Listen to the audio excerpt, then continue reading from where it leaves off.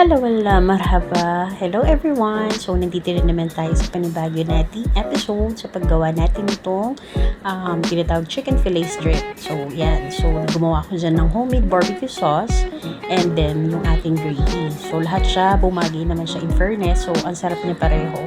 Bagay siya sa ginawa natin. So, the next day, of course, may natira dahil ako lang naman ulit ang kumain. So, yun. So, mag-start tayo po pounding the chicken. So, mga two breasts yung ginamit ko dyan. 1 egg, of course, fresh milk of your choice or iba kung ano yung available sa atin. Ayan. So, after that, yung flour natin na plain, garlic powder, onion powder, tsaka paprika. Ayan. So, same thing for this one. So, yun din yung ginamit natin pang dredge dito sa ating marinated natin. So, make sure na na-cover natin siya baliktaran sa kabila. Yun.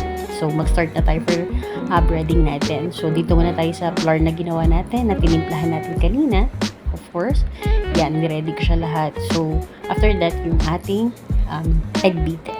And then, of course, the final touch, which is yung ating homemade breadcrumbs. Homemade siya actually, yung mga natira namin bread. Ayan. So, ready. Habang ginawa ko yun, nagpainit pa ako ng mantika. So, which is ito na siya. So, yan. With the medium flame lang yung gagawin natin, ha? Para hindi siya masunog. Kasi mabilis masunog ang breadcrumbs. Yun. So, yan. Nakita naman natin yung pagka-golden brown niya. Ang ganda. Kasi tama lang yung init. Ayan, of course. Our homemade barbecue sauce and the gravy. Ayan. So, yun yung mga ginawa natin. So, bagay siya lahat talaga. Sarap niya, promise. Juicy sa loob, kahit manipis. So, yan. For requesting, of course, ay baba. So, yan. Hot sauce and cream cheese pa daw. And, of course, the tomato. So, hindi mawawala sa tomato.